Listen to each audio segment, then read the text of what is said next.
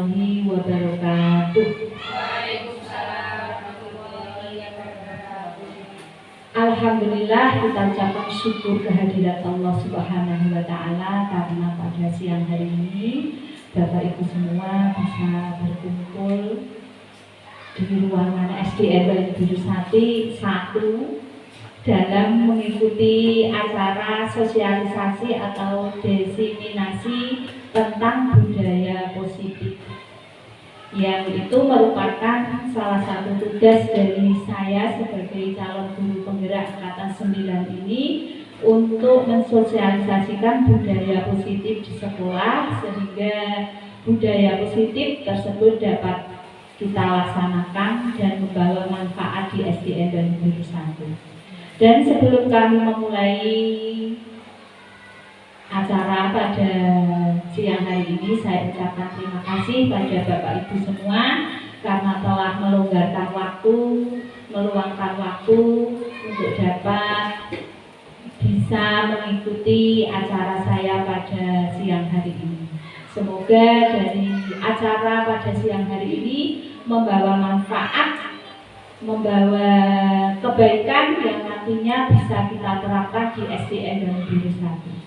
Baiklah Bapak Ibu, di sini kami akan menyampaikan tentang budaya positif yang harus diterapkan di sekolah apabila sekolah tersebut menginginkan adanya perubahan yang lebih baik.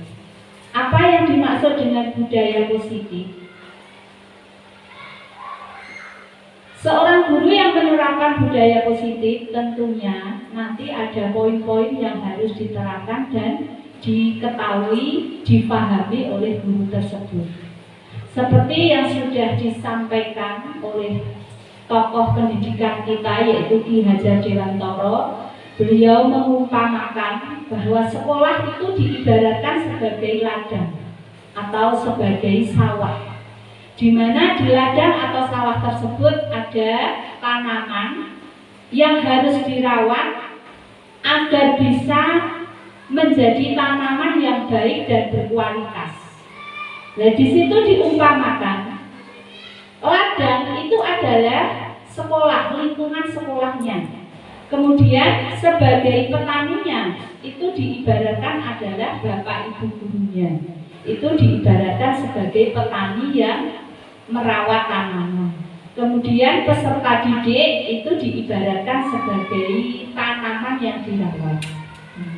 Untuk menghasilkan suatu tempat belajar yang baik, untuk menghasilkan tanaman yang baik, tentunya sebagai seorang petani itu harus merawat, harus berpikir bagaimana tanaman itu bisa baik, bisa tumbuh dan nanti akhirnya bisa menghasilkan produk yang baik dan berkualitas. Nah, disitulah peran budaya positif di sekolah yang harus diterapkan. Seperti itu Bapak Ibu.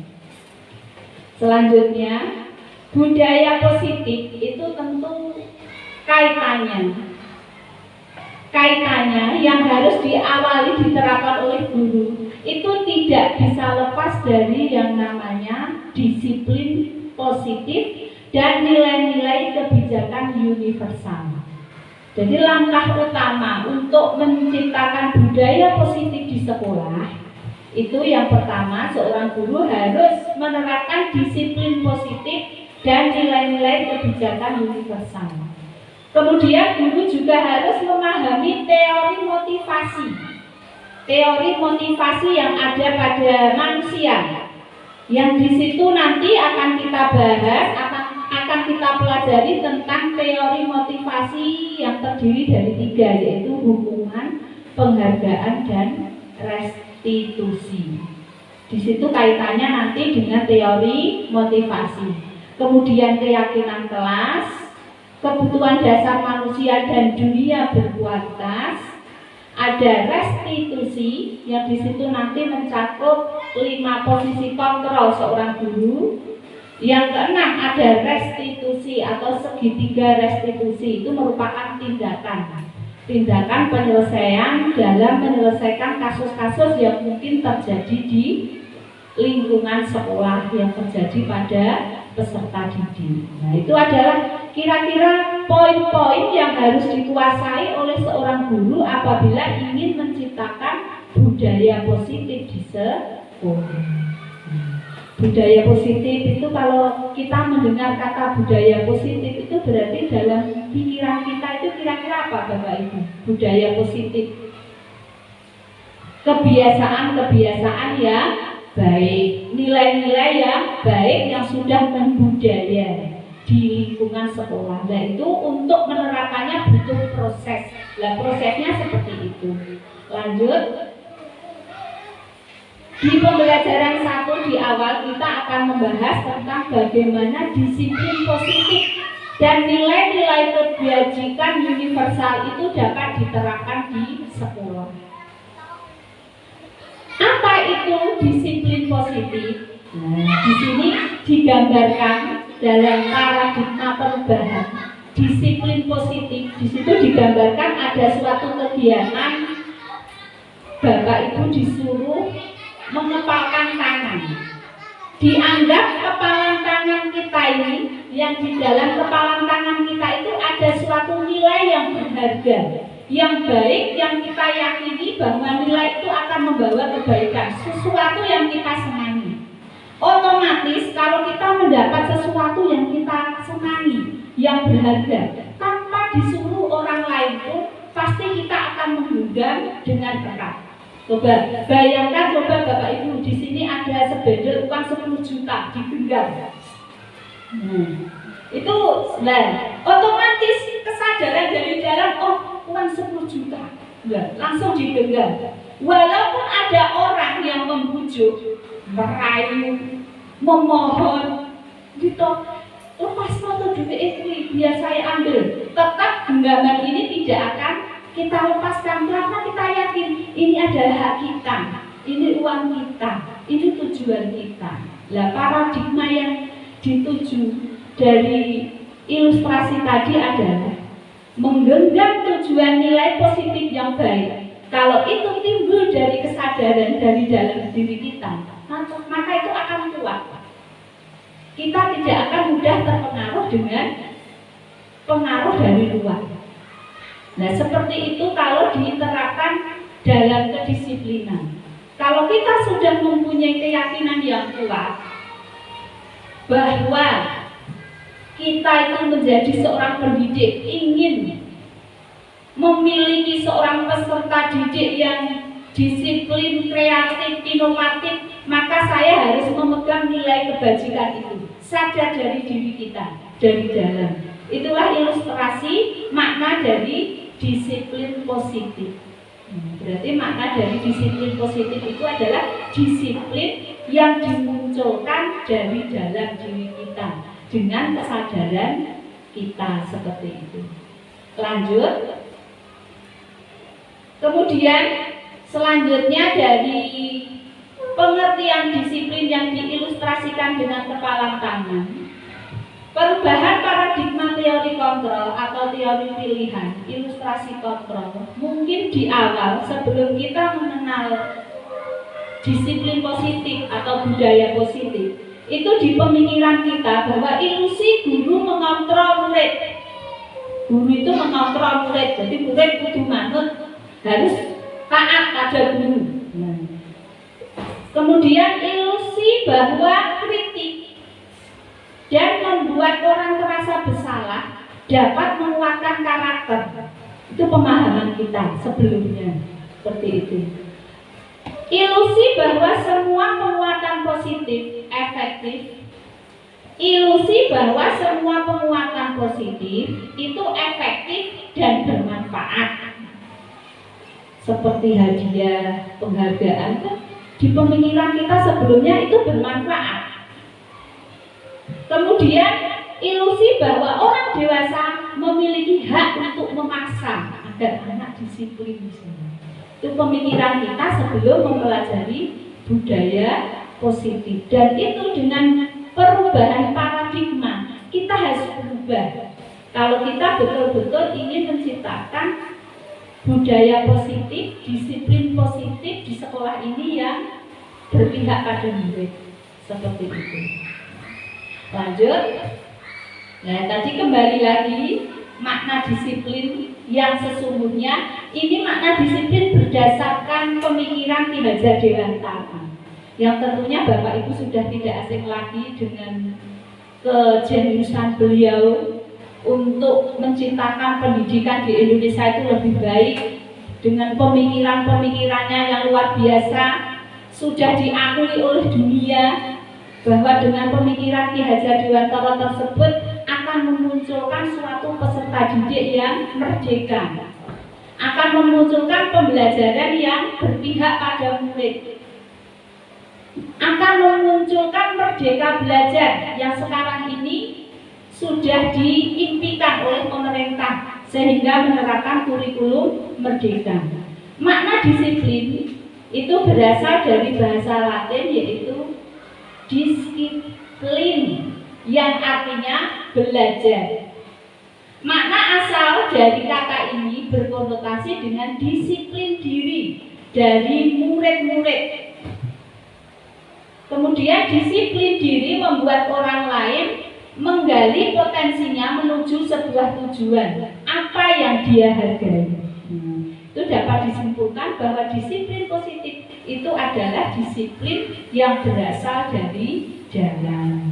Sedangkan pemahaman kita selama ini sebelum mempelajari budaya positif, kita sering memahami dalam budaya kita bahwa makna kata disiplin itu telah berubah menjadi sesuatu yang dilakukan seseorang pada orang lain untuk mendapatkan kepatuhan. Oh, murid sing disiplin sing manut, patuh karo gurune, dikon ngelok, dikon gitu, pokoknya manut, itu disiplin. Itu makna kita sebelum mempelajari tentang disiplin positif. Kecenderungan umum adalah menghubungkan kata disiplin dengan ketidaknyamanan. Dari sini kata disiplin, perasaannya tidak nyaman. Ya Allah, saya melanggar aturan. Aku tuh nak melanggar aturan pasti saya mendapat hukuman, mendapat sanksi. Nah, seperti itu. Itu yang harus kita ubah. Bukan dengan apa yang kita hargai atau pencapaian suatu tujuan yang mulia. Itulah Bapak Ibu makna disiplin positif yang harus kita pahami sebelum kita menerapkan budaya positif di sekolah ini. Bagaimana Bapak Ibu kira-kira apakah di SDN Banyu Biru 1 ini sudah menerapkan disiplin yang positif? Saya yakin sudah, tapi kita tidak merasa oh ternyata yang kita terapkan selama ini itu sudah merupakan disiplin positif. Walaupun ya diakui juga kadang masih ada kedisiplinan itu yang faktornya dari luar, yaitu masih ada mungkin paksaan, kemudian guru masih menggunakan hukuman untuk anak-anak itu. Bisa disiplin itu biasa, itu bisa dilakukan, tapi kita harus tahu bisa memilih mana yang lebih baik yang kita terapkan pada anak. Itu tadi tentang makna disiplin. Lanjut. Nilai-nilai kebajikan universal. Nilai-nilai kebajikan universal itu Bapak Ibu adalah nilai-nilai yang harus terkandung, nilai-nilai yang harus termuat di dalam tujuan atau visi atau keyakinan suatu sekolah yang akan dicapai. Nilai-nilai kebajikan universal itu adalah nilai-nilai kebajikan yang sudah diakui jelas oleh semua orang bahwa itu adalah suatu hal yang baik. Contoh nilai-nilai kebajikan universal itu adalah ada sesuai dengan profil pelajar Pancasila. Di situ ada mandiri, kemudian bernalar kritis, berkebinekaan global, bergotong royong, kreatif. Itu adalah nilai-nilai kebajikan yang bisa nantinya dijadikan keyakinan kita untuk mencapai budaya positif. Dan itu harus dipahamkan mulai dari diri kita. Setelah kita itu sudah paham nilai-nilai kebajikan yang akan kita sebagai kita jadikan sebagai visi atau tujuan, baru nanti kita akan memahamkan pada anak-anak seperti itu. Disiplin, terus bisa ditambah lagi nilai kebajikan selain jujur, bertanggung jawab.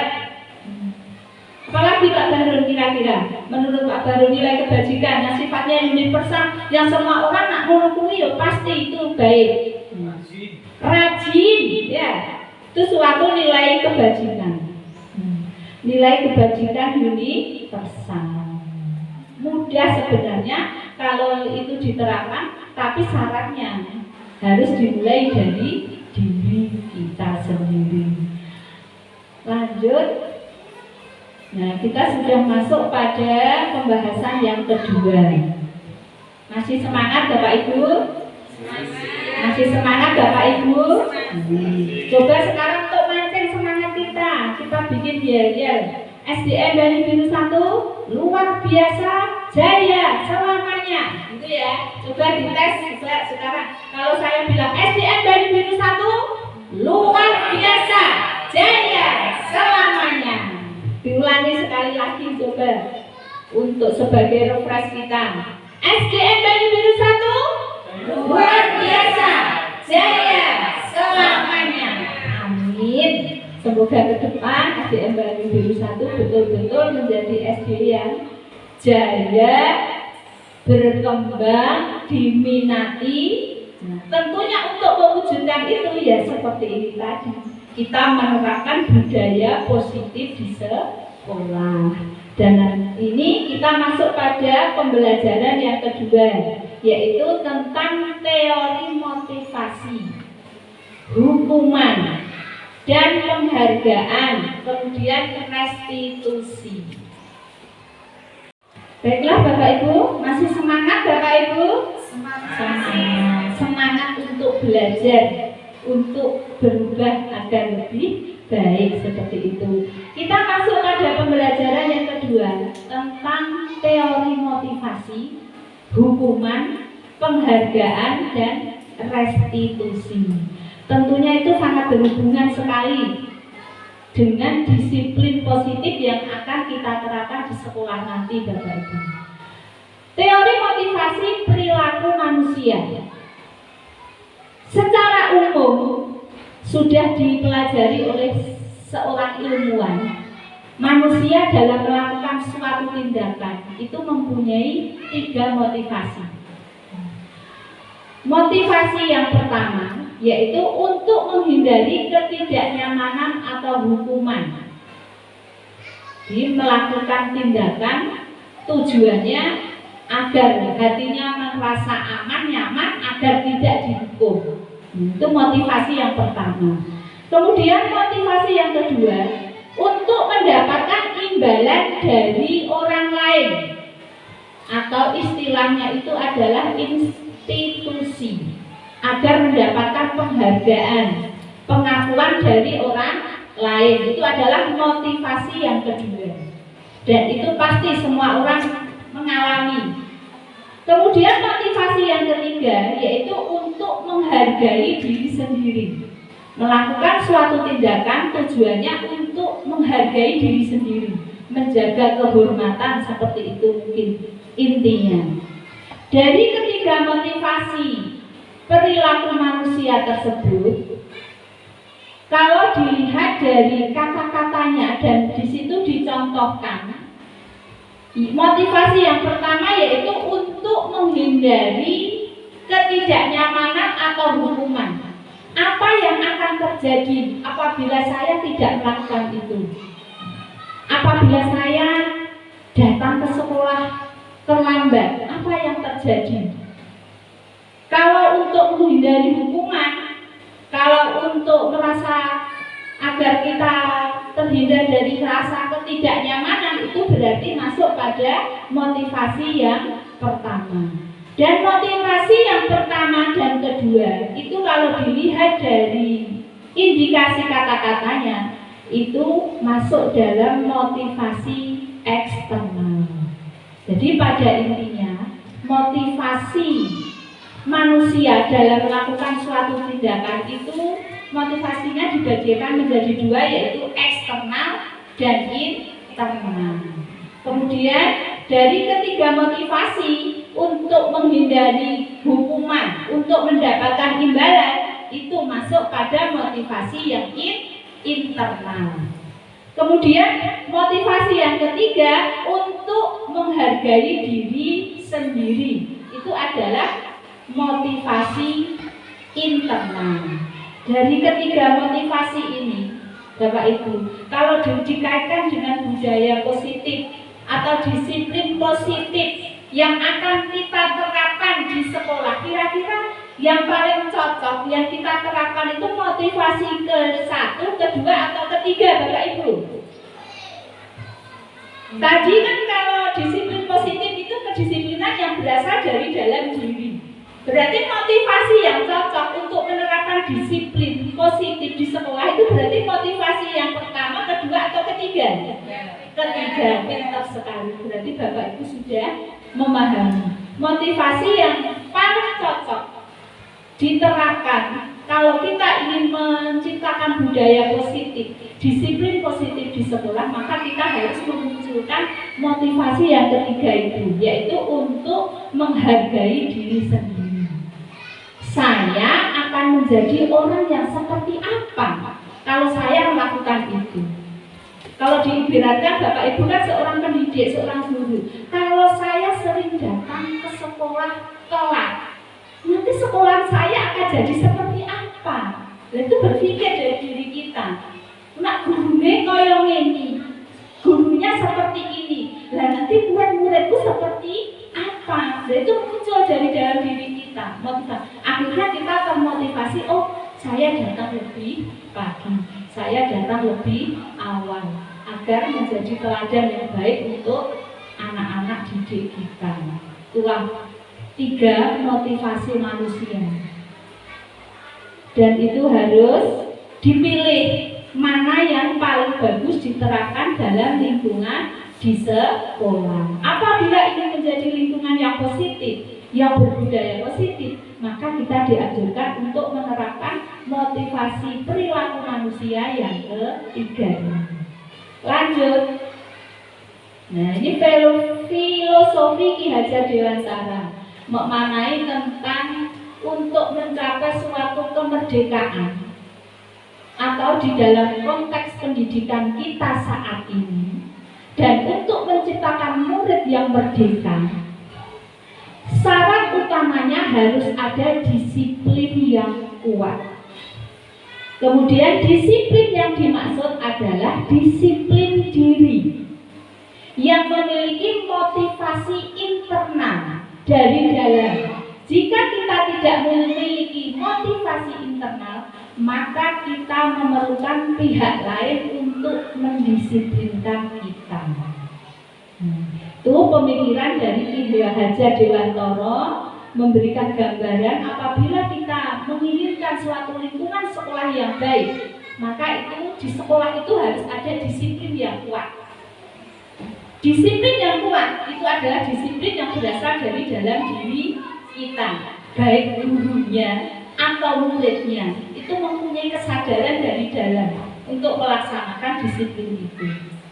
Apabila tidak ada, kok ditunggu lama tidak ada kesadaran dari dalam, nah itu diperlukan suatu penguasa yang mungkin di situ mungkin atasan yang membuat kedisiplinan itu agar muncul dari semua warga sekolah itu. Berarti di situ selain kedisiplinan itu bisa muncul secara internal, berarti juga harus didukung secara eksternal agar maksimal. Karena mungkin namanya manusia itu tidak ada yang sempurna bisa melaksanakan tugas dengan sempurna, dengan tanpa hari-hari semangat terus, itu tidak mungkin. Nah, tentunya, kalau kita pada saat kita mengalami kemunduran, kurang semangat, itu perlu motivasi dari luar seperti itu. Bapak Ibu, itu adalah pemikiran Ki Hajar Dewantara yang sudah tidak akan diragukan lagi. dunia mengakui bahwa pemikiran Ki Hajar Dewantara itu adalah luar biasa. Itu sudah beliau pelajari, beliau mengadakan penelitian dan diterapkan pada murid-muridnya, sehingga terwujud murid yang merdeka. Murid yang merdeka itu menurut Bapak Ibu bagaimana tuh murid yang merdeka? Kalau di gambaran Bapak Ibu itu murid yang merdeka itu murid yang bebas, murid yang bebas berekspresi, itu Pak Olis ya. Murid yang bebas memunculkan dirinya. Bakat saya itu apa? Dia tidak merasa takut atau dia tidak merasa tertekan untuk memunculkan seperti itu. Nah, murid yang merdeka. Tapi kalau di lingkungan sekolah tetap dalam suasana lingkungan belajar, bagaimana guru itu mengkondisikan. Ada kemerdekaan tapi juga ada ketertiban seperti itu. Lanjut. Dihukum oleh penghargaan. Ini adalah fenomena Bapak Ibu. Saya sendiri mungkin dulu juga pernah melakukan. Mungkin saya beranggapan dengan saya memberikan penghargaan pada murid, salah satu murid yang berprestasi misalnya, itu membawa dampak yang baik. Saya kira itu akan membawa dampak yang baik untuk semua. Ternyata setelah mempelajari teori motivasi manusia itu, ibarat seorang petani yang menggunakan obat untuk membuat tanamannya itu subur, ternyata obatnya itu ada efek sampingnya seperti itu. Nah, kita mengira sebagai guru bahwa dengan penghargaan, dengan dihukum, dengan penghargaan itu baik, ternyata itu membawa efek samping yang tidak baik pada peserta didik kita. Bahwa penghargaan berlaku sama dengan hukuman, dalam arti meminta atau membujuk seseorang melakukan sesuatu untuk memenuhi suatu tujuan tertentu dari orang yang meminta atau membujuk. Dorongannya ini termasuk dorongan dari mana Bapak Ibu? Kira-kira masuk eksternal atau internal kalau hukuman dan penghargaan tadi? Eksternal. Berarti dorongan itu masuk eksternal dan akan ada faktor ketergantungan. Nah, orang hadiah ya orang belum melakukan tindakan itu. Kemudian beberapa dampak dari pemberian penghargaan, lanjut mungkin di slide selanjutnya. Dampak dari pemberian hukuman atau penghargaan yang sering tidak kita sadari. Yang pertama yaitu pengaruh jangka pendek dan jangka panjang. Jangka pendeknya mungkin kalau ada hadiah, ada penghargaan, anak mau melakukan, tapi itu tidak akan bertahan lama ketaatannya itu. Kemudian penghargaan penghukum. Penghargaan penghukum. Ada yang merasa iri mungkin. Kalau kita memberikan penghargaan pada murid-murid yang lain, mungkin merasa iri. Kemudian penghargaan mengurangi ketepatan. Penghargaan tidak efektif. Penghargaan merusak hubungan. Penghargaan menurunkan kualitas. Penghargaan mematikan kreativitas. Dan penghargaan ini mengurangi motivasi intrinsik, motivasi dari dalam. Itu salah satu efek samping dari pemberian penghargaan atau hadiah ataupun hukuman pada anak-anak. Lanjut. Bentuk program kebajikan atau apresiasi yang diterapkan dalam memberikan apresiasi perlu diingat beberapa hal, yaitu beri penguatan secara khusus, beri pengakuan secara pribadi, beri pengakuan kepada semua murid secara bergantian, beri pengakuan secara konsisten, dan kita fokus pada prosesnya, tidak pada hasilnya. Jadi kita fokus pada prosesnya. Itu untuk salah satu cara untuk menghindari hukuman atau penghargaan tadi. Jadi seorang guru harus memberi pengakuan secara khusus atas prestasi anak. Kemudian memberi pengakuan secara pribadi. Apabila anak-anak melakukan sesuatu yang luar biasa, kita beri pengakuan kepada semua murid untuk menghindari rasa iri atau bagaimana. Jadi semua murid tanpa dibedakan harus kita beri pengakuan seperti itu. Lanjut, contoh pengakuan atau apresiasi kebajikan. Di situ ada, kemarin saya perhatikan, itu kata-kata untuk memberikan pengakuan. Ada kata-kata pembuka, kemudian nilai kebajikan, situasi yang terjadi seperti itu. Rasa empati, besar sekali nilai kebajikan yang diharapkan. Kemudian situasinya pada saat menolong murid baru di sekolah kita. Nah, kalau ada anak didik kita melakukan suatu tindakan mau menolong temannya, itu kita sebagai guru harus memberikan pengakuan, yaitu pengakuan tentang nilai kebajikan empati yang besar sekali. Saya perhatikan kemarin kamu menolong temanmu, wah luar biasa kamu anak ya, suka menolong, berarti kamu adalah anak yang baik. Itu salah satu contoh pengakuan atau apresiasi kebajikan Bapak Ibu. Slide lanjut. Selanjutnya Pak, coba di slide selanjutnya. Nah, di sini ada kuis Bapak Ibu. Kira-kira Bapak Ibu semua bisa enggak membedakan ini masuk pada hukuman atau konsekuensi? Nah, seperti itu. Dari kata yang pertama itu mencatat 100 kali di dalam bukumu. Mencatat 100 kali di dalam bukumu. Karena saya tidak akan terlambat lagi karena kamu tadi terlambat sekolah. Itu kira-kira masuk apa Bapak Ibu? Nah, nanti dibuktikan benar enggak ini.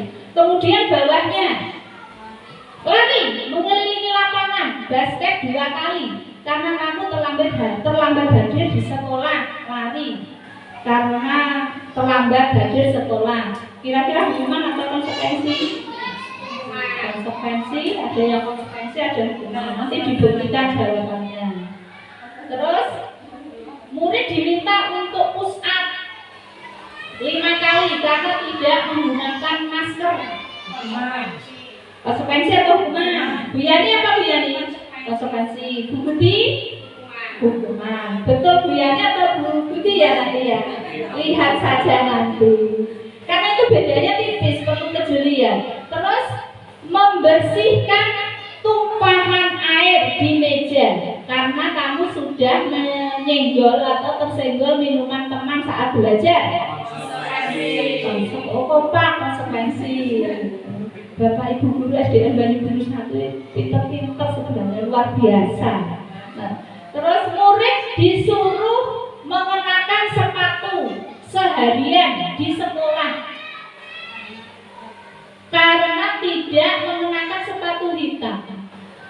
Murid disuruh untuk melepas sepatunya mungkin karena salah menggunakan warna sepatu, seharusnya hitam. Seharian di sekolah tidak boleh mengenakan sepatu. Itu masuk hukuman atau konsekuensi? Bumi, orang ngantuk. Konsekuensi. Lihat saja nanti. Kemudian lari mengelilingi lapangan basket 2 kali karena kamu terlambat 10 menit dalam pelajaran PJOK. Saya diberi untuk bocoran jawaban, konsekuensi atau hukuman? Konsekuensi. Ingin tahu jawaban yang benar? Pengen tahu sekali atau pengen? Pengen. Tunjukkan Bu Irma.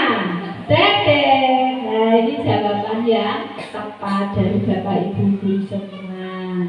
Dari situasi yang pertama tadi hukuman. Lari mengelilingi lapangan basket, hukuman. Kemudian murid diminta untuk push up, hukuman.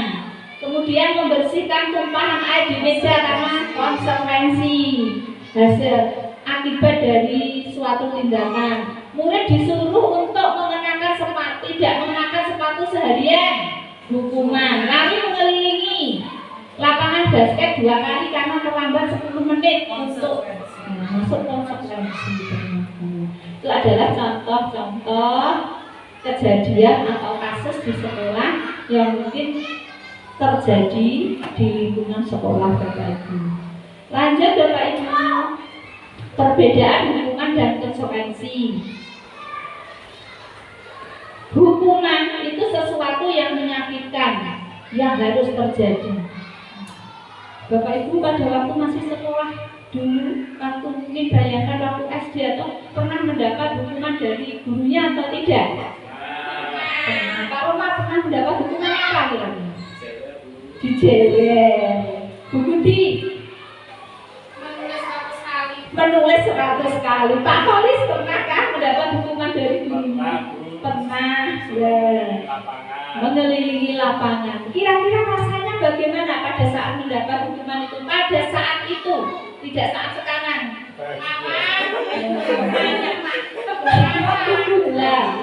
Adanya rasa dendam, rasa tidak nyaman dengan hukuman itu. Mungkin rasa malu karena dihukum, malu dengan temannya. Nah itulah Bapak Ibu dampak dari hukuman. Sesuatu yang menyakitkan. Ternyata kalau kita terapkan pada anak-anak, tujuan kita baik, tapi ternyata dampaknya menyakitkan pada anak. Apakah itu masih ingin Bapak Ibu lakukan? Tanyalah pada diri sendiri, atau tanyalah pada rumput yang bergoyang. Ulah itu nak akan bikin hukuman bocah yang nanti di belakang ada solusinya. Gen manut piye tanpa hukuman dan penghargaan yang mungkin terlalu bisa dihindari seperti itu. Kemudian konsekuensi sesuatu yang harus terjadi dari perbuatan anak karena melakukan itu, konsekuensinya yaitu agak lebih general. Kalau disuruh memilih ya agak lebih baik konsekuensi daripada hukuman seperti itu. Dan selanjutnya di situ ada anak membenci kedisiplinan. Kalau kita sering menghukum anak, akhirnya anak tidak sadar dari dalam dia melakukan kedisiplinan itu, tapi dia benci dengan kedisiplinan itu. Sholat duha terus, melakukan itu dengan rasa benci, dia terbebani, dan itu tidak kita harapkan. Jadi tugasnya guru bagaimana memunculkan anak itu tanpa hukuman, mau melaksanakan sholat duha internal. Oh, disadarkan kalau saya tidak sholat duha, membiasakan nanti kalau saya besar mau jadi orang seperti apa. Sholat duha itu akan menjadi hamba yang disayang oleh Allah, akan dimudahkan segala urusannya. Mungkin perlu dipahamkan oleh Bapak Ibu guru pada anak, agar anak itu tidak merasa tertekan. Hukuman mendorong anak untuk menyakiti diri sendiri. Apa seperti itu?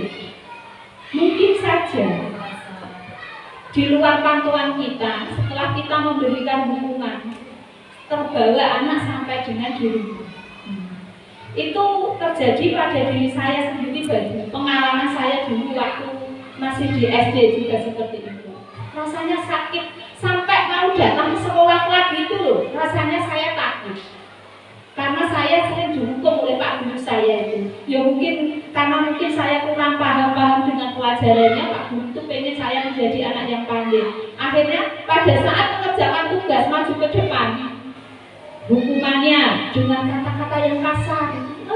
Ayo, nah seperti itu sampai rumah rasanya sakit. Kemudian dengan bambu yang kecil, setiap tidak bisa menghafal perkalian, cetek, itu rasanya juga sakit dan malu. Dan terjadi juga pada saya, ternyata hukuman itu menyakitkan. Suatu tempo ada PR dan saya betul-betul tidak tahu bagaimana itu cara mengerjakannya.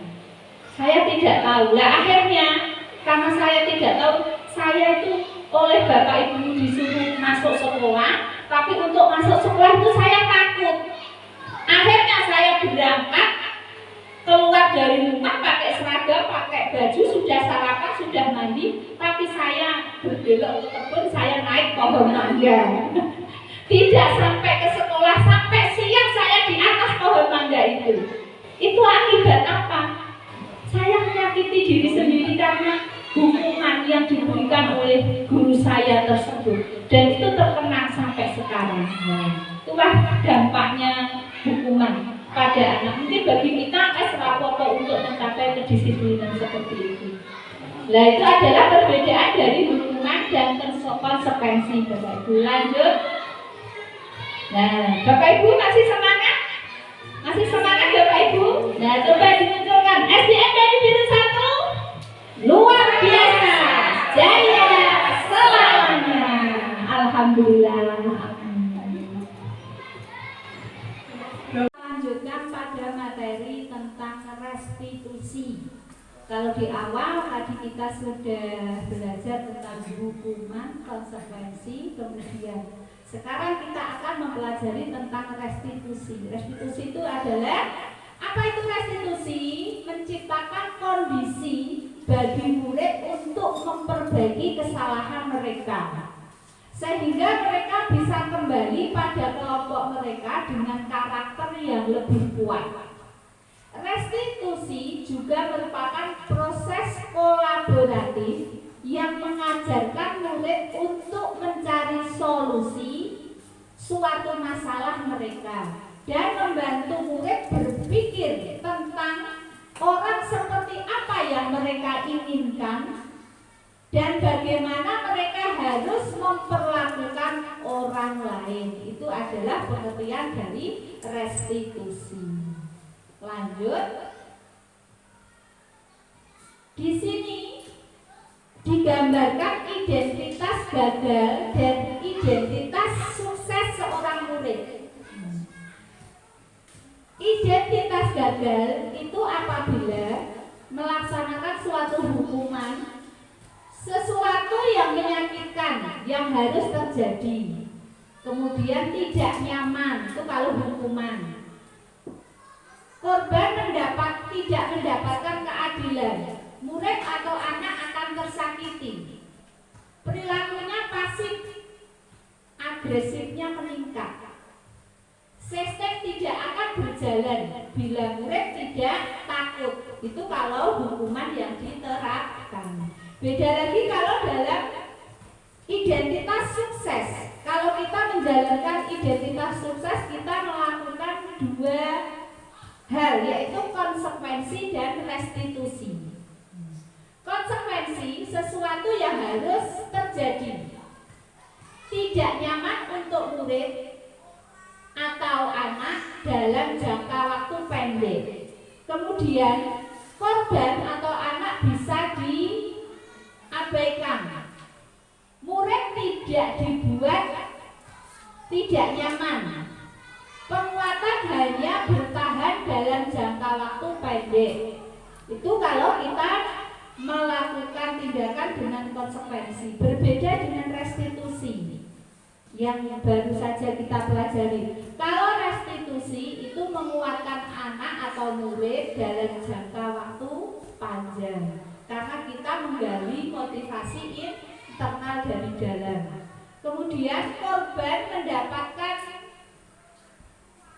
ganti, murid atau anak mendapatkan penguat, masalah dapat dipecahkan bersama, murid belajar bertanggung jawab, fokus pada pemecahan masalah. Itu adalah tindakan-tindakan restitusi, dan nanti di belakang kita akan lebih detail bagaimana restitusi itu diterapkan pada pemecahan kasus yang terjadi di sekolah. Lanjut. Ciri-ciri restitusi kalau sudah dilaksanakan. Seorang guru apabila sudah melakukan tindakan restitusi itu bisa dilihat ciri-cirinya. 1. Bukan untuk menebus kesalahan, namun untuk belajar dari kesalahan. 2. Memperbaiki hubungan. 3. Tawaran, bukan paksaan. Kemudian restitusi diri adalah cara yang paling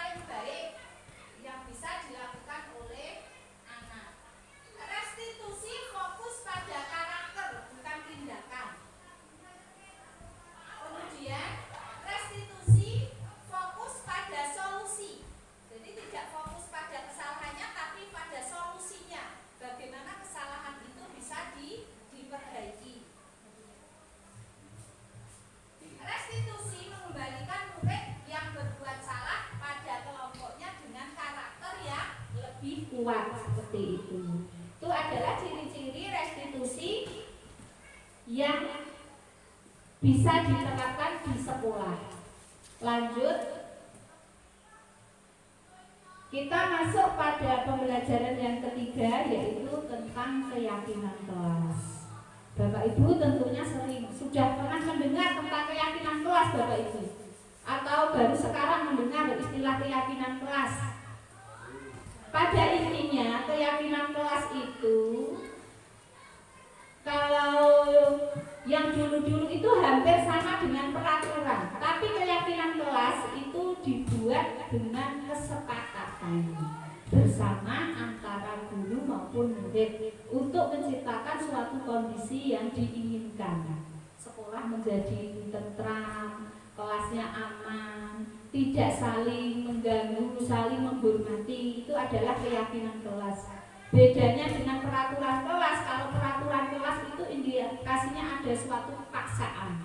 Tapi kalau keyakinan kelas itu adalah kesepakatan bersama. Dan nanti kesepakatan itu dijalankan bersama-sama. Dibuat oleh anak, dilakukan juga oleh anak, seperti itu. Lanjut, mengapa tidak peraturan saja? Mengapa harus keyakinan kelas? Di situ dijelaskan, mengapa kita memiliki peraturan harus menggunakan helm bila mengendarai kendaraan roda 2? Itu gambaran masalah saja. Mengapa kita memiliki peraturan 3M, menggunakan masker, mencuci tangan dan menjaga jarak? Mengapa kita memiliki peraturan harus datang tepat waktu pada saat mengikuti pelatihan? Untuk mendukung motivasi intrinsik, kembali ke nilai-nilai keyakinan, lebih menggerakkan seseorang dibandingkan mengikuti serangkaian peraturan-peraturan. Dari peristiwa ini atau dari fenomena ini bisa dibuat suatu keyakinan. Mengapa kita misalnya harus memakai helm? Berarti keyakinannya untuk menjaga keselamatan, seperti itu. Kalau seperti itu masih bersifat peraturan, ada paksaan, belum dari internal. Lanjut, cara merumuskan keyakinan kelas. Nanti kalau Bapak Ibu ingin menerapkan di kelas Bapak Ibu semua, cara membuat keyakinan kelas itu satu, murid menulis keyakinan kelas yang mereka inginkan. Walaupun sebelumnya kita memahamkan anak tentang keyakinan kelas dengan nilai-nilai kebajikan yang baik, yang universal, seperti tanggung jawab, menjaga kebersihan, terus kejujuran, seperti itu.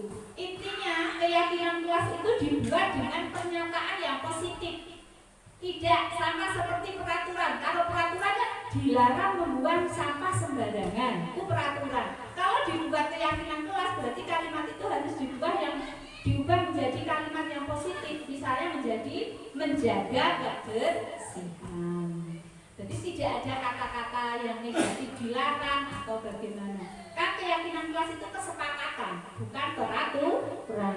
Kemudian nomor 2, guru dan siswa mengulas keyakinan yang telah tertulis. Ketiga, guru dan siswa memilah keyakinan kelas yang penting. Keempat, mengubah keyakinan kelas menjadi kalimat positif. Yang kelima, mengecek dan menyepakati keyakinan kelas yang sudah dibuat, seperti itu. Itu tahapan membuat keyakinan kelas. Tahapan awalnya berarti memahamkan anak tentang keyakinan, kemudian anak menuliskan, setelah itu ditempel mungkin di papan tulis, terus dipilah. Mungkin ada anak yang menuliskan keyakinan kelas yang sama, itu dipilih salah satu, seperti itu. Dan kalau sudah mendapatkan keyakinan kelas, maka mengecek, menyepakati dengan setiap anak mungkin bisa menandatangani keyakinan kelas tersebut untuk memunculkan rasa tanggung jawab, seperti itu. Lanjut, contoh peraturan dan keyakinan kelas di situ bisa Bapak amati. Peraturan kelas kata-katanya seperti itu. Kalau keyakinan kelas yang ada di sebelah kanan. Peraturan kelas selalu kembalikan buku di tempatnya. Jadikan keyakinan berarti menjadi tanggung jawab. Cukup tulis di keyakinan itu tanggung jawab. Kemudian di peraturan dilarang mengganggu orang lain, dibuat keyakinan menjadi menghormati orang lain. Bisa dipahami Bapak Ibu? Bedanya antara peraturan dan keyakinan. Nah, itu harus dipahamkan pada anak pada saat membuat keyakinan kelas seperti itu. Lanjut. Alhamdulillah kita masuk pada pembelajaran yang keempat atau materi yang keempat yang harus diterapkan guru kalau ingin menerapkan budaya positif di sekolah, yaitu kebutuhan dasar manusia dan dunia berkualitas.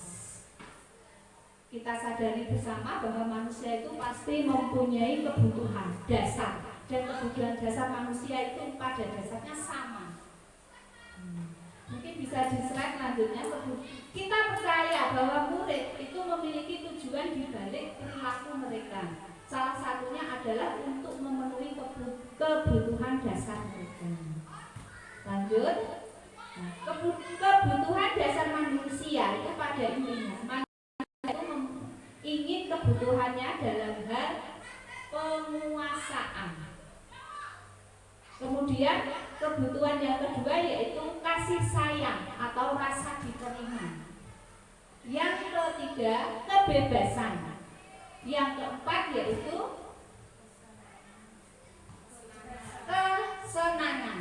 Ya, di situ ada penguasaan, kasih sayang dan rasa diterima, kebebasan dan kesenangan. Itu pasti ada dalam setiap diri manusia. Kita sebagai guru juga mempunyai kebutuhan dasar seperti itu. Murid kita pun juga mempunyai kebutuhan dasar yang seperti itu. Dan itu harus dipelajari oleh guru dalam melaksanakan pembelajaran. Misalnya kalau di kelas anak kok sebenarnya layu rono, oh berarti anak ini ingin memenuhi kebutuhan dalam hal kebebasan. Dia mungkin merasa jenuh di dalam kelas. Guru harus bisa bagaimana pembelajaran yang bisa memenuhi kebutuhan anak yang ingin bebas itu. Mungkin dengan membuat pembelajaran yang lebih kreatif, yang menyenangkan, sehingga anak-anak bisa berekspresi. Kemudian kebutuhan dasar tentang kasih sayang. Ada anak menyendiri, tidak mau bergaul dengan temannya, pendiam. Loh, berarti kita harus mempelajari sebagai guru mengatasi anak seperti itu. Berarti dia itu ingin diperlakukan seperti apa? Oh, kita dekati, mungkin kita tanya, kita beli. Berarti anak tersebut membutuhkan kasih sayang seperti itu. Seorang guru harus memahami kebutuhan dasar manusia ini. Lanjut. Makna dari kebutuhan dasar manusia bisa Bapak Ibu lihat semua. Kebutuhan bertahan hidup, kemudian kebutuhan sayang dan rasa diterima. Tadi sudah kami sampaikan ya. Kebutuhan penguasaan itu kebutuhan berhubungan dengan kekuatan untuk mencapai sesuatu. Biasanya ini kalau di kelas muncul anak-anak yang Bu saya menjadi ketua kelasnya, Bu saya ingin menjadi ketua kelompok. Oh berarti anak ini butuh kebutuhan yang harus dipenuhi adalah penguasaan. Dia diberi kesempatan untuk menjadi penguasa, untuk menjadi pemimpin seperti itu. Kemudian kebebasan. Di situ kebutuhan untuk bebas adalah kebutuhan akan kemandirian. Terus memiliki pilihan dan mampu mengendalikan arah hidup seseorang. Kalau dikaitkan dengan anak-anak di kelas berarti anak-anak bebas berkreasi, bebas menyampaikan pendapatnya, ingin belajar yang bagaimana, seperti itu. Kita sering-sering sharing dengan anak saja tidak apa-apa, agar kita itu bisa mengetahui oh anak ini butuh dalam kebutuhan dasar manusia dari sisi makna seperti itu. Kesenangan. Biasanya seseorang itu mempunyai kesenangan yang berbeda-beda. Anak senang membaca, ada anak yang senang menggambar, ada anak yang senang menyanyi, ada anak yang senang bermain-main. Nah itu bagaimana menciptakan suasana belajar yang kita bisa memenuhi kebutuhan dari anak satu kelas itu. Kalau dirasa di ngomong gampang, tapi dalam prakteknya mungkin memang perlu perjuangan untuk mewujudkan itu Bapak Ibu. Lanjut. Pembelajaran kelima, 5 posisi kontrol. 5 posisi kontrol ini adalah keterampilan posisi seorang guru dalam mengelola kelas atau seorang guru dalam lingkungan sekolah. 5 posisi kontrol itu apa saja? Bisa Bapak Ibu dilihat.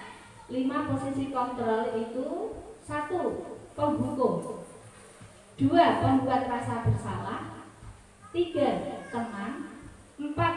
Pemantau, 5. Manajer. Ini guru memposisikan di posisi mana kira-kira? Sebagai penghukum kah?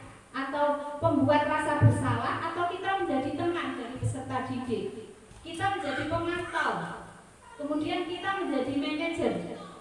Itu silakan dipilih dari 5 posisi kontrol ini. Kalau menurut pakar pendidikan, yang paling bagus diterapkan di sekolah itu adalah yang tidak banyak efek samping gurunya.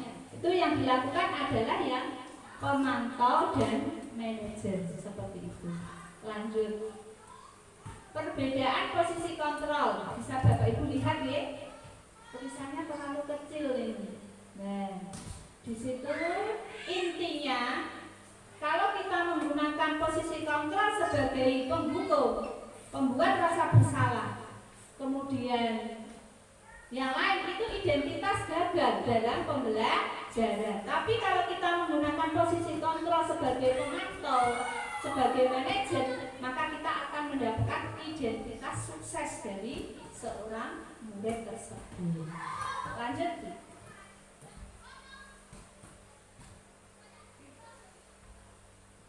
Tugas posisi kontrol.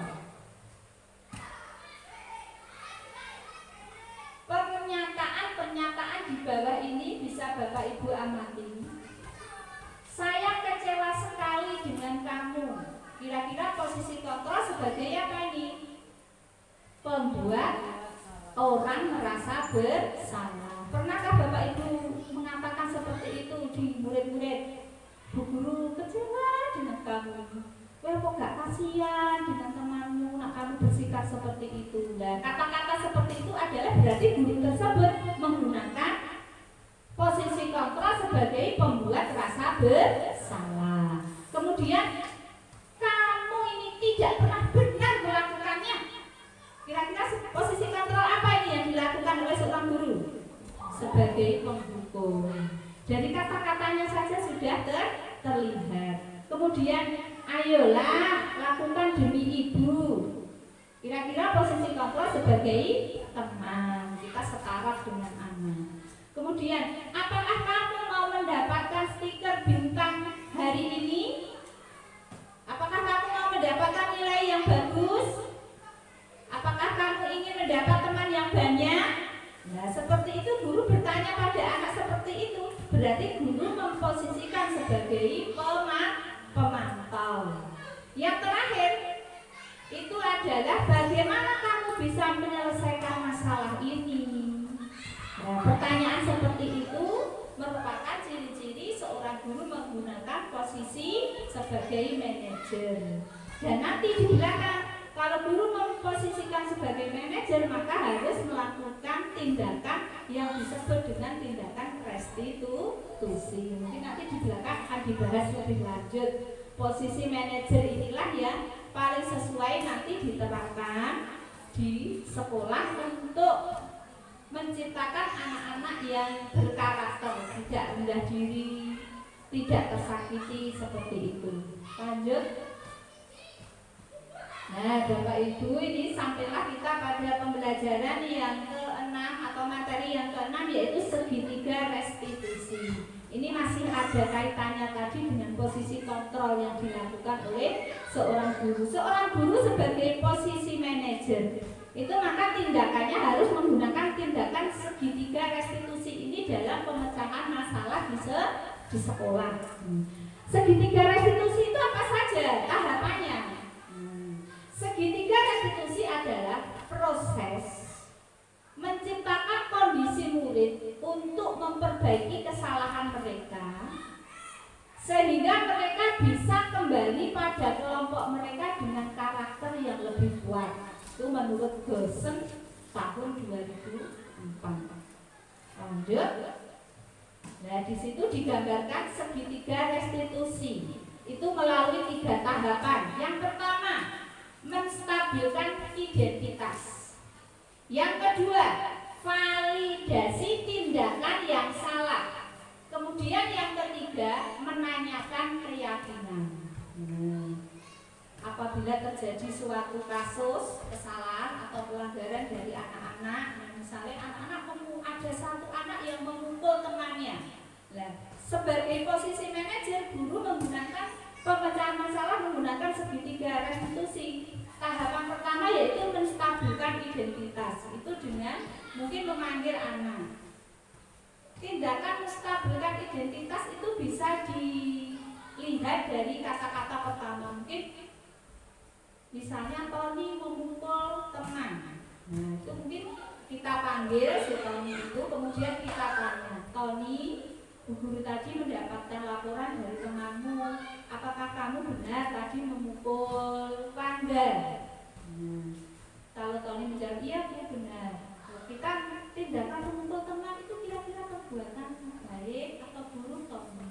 Nah, pertanyaan seperti itu adalah tindakan menstabilkan identitas. Jadi betul-betul tadi Tony memukul temannya. Jadi kita tidak terlanjur memarahi anak. Ternyata yang mukul bukan Tony. Nah, tindakan menstabilkan identitas seperti itu. Kita menyadarkan pada anak bahwa setiap manusia itu pasti melakukan kesalahan. Tapi yang terpenting kita menyadari bahwa kesalahan itu kita lakukan dan kita mau untuk memperbaiki. Nah, seperti itu menstabilkan identitas. Kemudian masuk pada validasi tindakan yang salah. Kita menanyakan pada anak setelah anak itu stabil identitasnya, kemudian kita menanyakan alasan. Tony, kenapa tadi kamu memukul Wangga? Apa alasannya? Seperti itu. Oh, dia mengungkapkan alasannya, baru kita nanti berdiskusi. Apakah tidak ada tindakan lain mungkin selain memukul untuk memuaskan kamu? Kan tindakan memukul itu menyakiti teman, mengakibatkan teman sakit. Apakah kamu tidak merasa kasihan? Seperti itu ditanyakan pada Tony. Tindakan guru menanyakan seperti itu berarti guru sudah masuk pada validasi tindakan yang salah. Setelah tindakan yang salah tervalidasi, kemudian kita menanyakan keyakinan kelas pada anak. Kalau kamu memukul temanmu tadi, berarti apakah kamu sudah melaksanakan keyakinan kelas yang sudah kita sepakati? Maka anak akan menjawab, kalau dia memukul berarti tidak, saya tidak melaksanakan keyakinan kelas. Kira-kira keyakinan kelas apa yang kamu langgar? Tidak menghormati temanku. Terus kita menanyakan pemecahan masalah untuk memperbaiki kesalahanmu, apa yang akan kamu lakukan? Anak mungkin saya akan lebih menghormati lagi teman, saya tidak akan memukul lagi teman, seperti itu. Itulah segitiga restitusi yang diterapkan oleh seorang guru bila menerapkan posisi sebagai manajer, seperti itu. Lanjut. Nah, itu tadi sudah kami jelaskan Bapak Ibu, tindakan menstabilkan identitas guru dengan kata-kata guru seperti itu. Bisa Bapak Ibu lihat. Nah, berbuat salah itu hal yang manusia, tidak ada manusia yang sempurna. Dengan seperti itu kan anak tenang. Oh, saya tidak merasa dimarahi atau gimana, tapi dia menyadari kesalahannya, seperti itu. Lanjut Bu. Nah, validasi tindakan yang salah. Nah, kamu bisa saja kan melakukan hal yang lebih buruk, tapi kamu tidak melakukannya. Kamu pasti punya alasan kenapa melakukan itu. Nah, itu adalah kata-kata guru untuk validasi tindakan yang salah. Lanjut pada tahapan yang ketiga, itu menanyakan keyakinan kelas tadi yang sudah disepakati. Kalau anak sudah menyadari bahwa dia melanggar keyakinan kelas, maka kita akan menanyakan bagaimana dia nanti cara memperbaikinya. Solusinya dicari bersama-sama, sehingga setelah itu anak yang melakukan kesalahan itu kembali ke kelompoknya dengan karakter yang lebih kuat. Dia tidak tersakiti, dia tidak merasa dendam, tapi dia ada kesadaran dari dalam untuk memperbaiki kesalahan yang telah dilakukan. Itulah tahapan segitiga restitusi. Dan Itu tadi Bapak Ibu mungkin bisa di sini kami tampilkan salah satu contoh video dalam menangani masalah untuk penerapan segitiga restitusi yang sudah saya praktekkan pada anak. Silahkan Bapak Ibu guru amati video ini.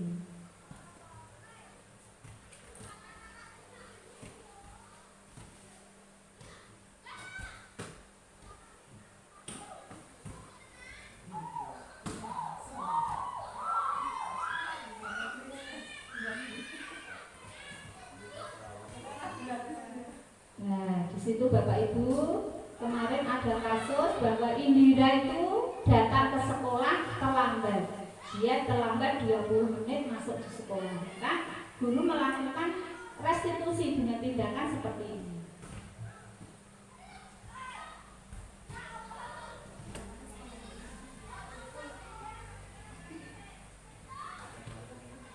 Tahapan yang pertama yaitu menstabilkan identitas, menanyakan alasan kesalahan apa yang sudah dilakukan. Oh, Indira itu menyadari tadi saya datang terlambat. Lalu guru meyakinkan bahwa Bu Guru dulu juga pernah melakukan itu, seperti itu. Tapi Bu Guru menyadari dan memperbaiki untuk tidak melakukan tindakan datang sekolah terlambat seperti itu. Kemudian guru validasi masalah, menanyakan alasannya mengapa Indira tadi datang sekolahnya kok terlambat. Indira menyampaikan bahwa itu tadi malam dia begadang. Mengapa begadang? Apa yang dilakukan? Katanya main HP seperti itu, sehingga dia tidurnya larut malam, sehingga paginya dia bangunnya kesiangan. Itu alasannya Indira datang terlambat. Dan guru menanyakan itu pada Indira.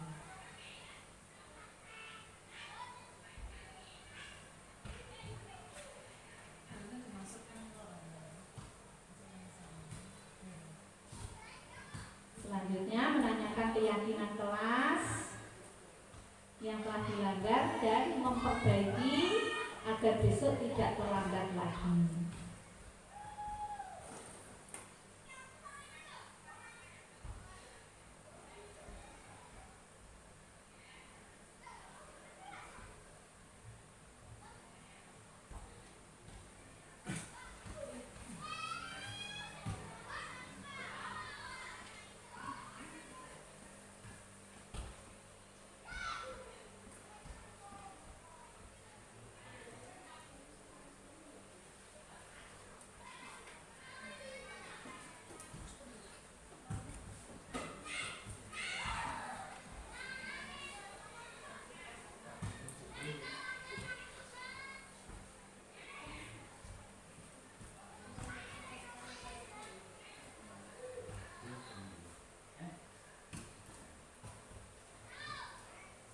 Ya, itulah tadi Bapak Ibu salah satu contoh, dan terima kasih untuk hari ini Bapak Ibu dalam diseminasi budaya positif yang telah kami sampaikan. Semoga bisa membawa kebaikan, bisa menambah ilmu kita sebagai seorang guru, sehingga kita bisa menerapkan pada anak didik kita, terutama di SDN Negeri 1 ini bisa menciptakan pembelajaran yang berpihak pada murid, menciptakan suasana yang merdeka belajar. Cukup sekian dari saya. Terima kasih atas perhatian dan partisipasi Bapak Ibu semua. Mohon maaf apabila ada kata yang kurang berkenan. Wassalamualaikum warahmatullahi wabarakatuh.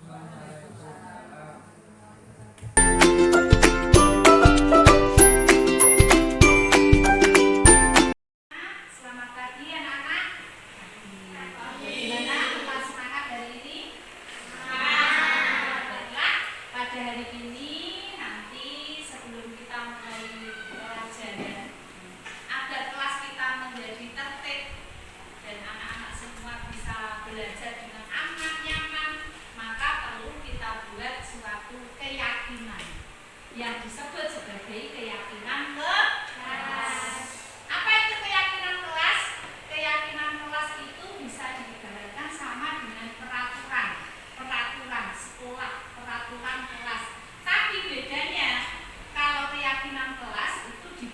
bersama-sama.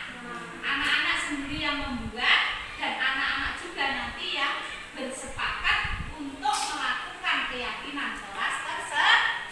Anak-anak pengen tidak kelasnya tertib? Pengen tidak kelasnya aman? Pengen tidak kelasnya itu menjadi lingkungan belajar yang kondusif?